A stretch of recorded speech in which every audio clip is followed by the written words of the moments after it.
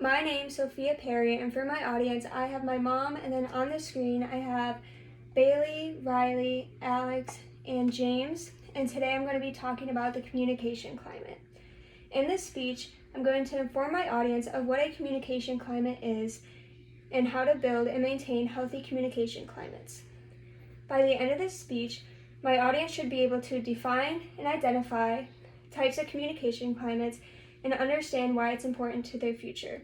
They should also be able to find ways to improve and build healthy climates.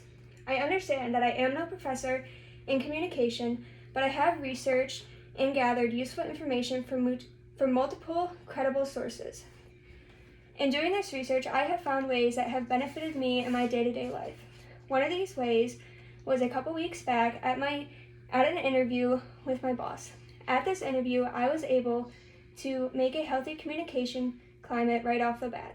In doing so, we were able to talk, laugh, and just overall have a good time. By creating this healthy communication climate, we were able to ensure trust in each other, that we would be able to not only work with each other, but work in a healthy environment. So imagine this. You're at work, talking to your coworkers, laughing and having a good time, when suddenly your boss comes around the corner. You feel anxious and nervous, and suddenly you want to feel like you're busy, doing something, even if it's just wiping down a counter. Why is it that you feel so nervous and anxious around your boss? You feel uncomfortable because you have created a negative communication climate with your boss. By creating a negative communication climate with your boss, you have become anxious and nervous and don't really want to talk to him. Imagine how better it would be for the both of you if you create a healthy communication climate. It's important to make these relationships and climates positive because it'll help make everything smooth and help make everyone be able to communicate better with anyone pretty much about everything that they need. You subconsciously make communication climates in your day-to-day life. It's important to know that there are positive ways that you can change these communication climates, and that's what we will be discussing in this speech. The term communication climate refers to the tone in which people communicate and interact with others. The first thing I want to talk about is what makes a good communication climate. According to the Kukurova University Faculty of Education Journal on March 1st, 2021, 6 things that make up a communication climate are trust, joint decision-making, honesty, openness, and the high attention to performance goals. If we create a healthy communication climate in your workforce, you will be able to build relationships with everyone around you and make everything so much better. Communication climates are always made. They are made every day on a day-to-day and never stop being made. They are built up over time and are something that happens every day. So the second thing I want to talk about is why it's important and essential to make these healthy communication climates. One of the most important places is in the workforce, between employees and employers. They thrive when there is a healthy communication climate. As explained by the Academy of Management in 2001, when employees and employers have a healthy communication climate, they support each other. They also interact with company decisions. The employees feel just as important as the employers. It's rewarding to both. It's also important within a family. Within a family, it's essential to have a healthy communication climate. That way, children will feel trust in their parents. When they don't feel trust in their parents, they won't talk about the important things, such as sex education, drugs, and alcohol. According to a journal by the National Council on Family Relations in 1986, a negative communication climate creates a barrier between the children and their parents. This can lead to some bad decisions being made.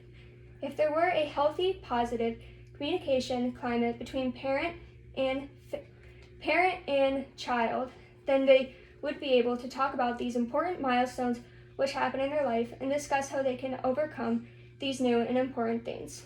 It's also important in school to start early on creating a healthy communication climate from the second you walk into the building. This helps make children excited to learn. According to a chapter by Intech Open on September 17, 2020, when a student feels excited, they are more eager to learn. They don't dread going to school every morning. They also find someone to look up to in their teacher. They feel safe like they could trust the teacher with anything and important things that happen in their life. Now that you know where it's beneficial, it's important to note where you can improve these relationships that are bad. Not all communication climates start off good, and not all are going to be good. But I would like to lastly talk about how you can improve the bad ones. In a blog on positivepsychology.com written July 11, 2020, instead of judgment in a communication conversation, you should show the desire to understand and, when needed, show empathy. It's also important, instead of showing control in a conversation, to show compromise and be open to compromise and equality. That way, all the employees, employers, staff, and teacher feel like they are commuting equally and feel just as important as each other. Now that you have learned this, it's important to take this and apply it to your day-to-day life. It's important to remember what makes a good communication climate. This includes trust, honesty, and joint decision-making. Never feel like you are more important than another person. It's also important to note where this is important: in your school, in your workforce, and with your parents. It's important to make this better for you, for me, and for everyone involved in a conversation. According to a journal on Comm, it's so important to have a healthy climate in a workforce.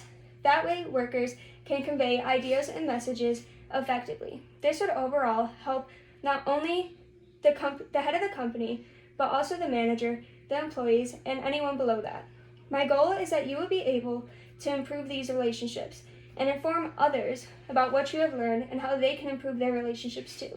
Because believe it or not, and anywhere, anytime, you are having a communication climate with another person.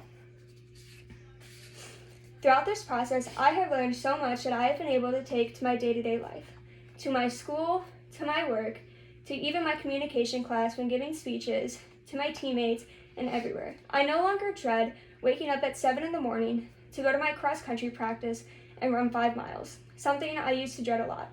Now I'm excited to talk to my coaches, my teammates, and just have an overall positive environment. I hope that you too can apply this to your day-to-day life and have positive communication climates with everyone around you. Thank you and for listening to my speech.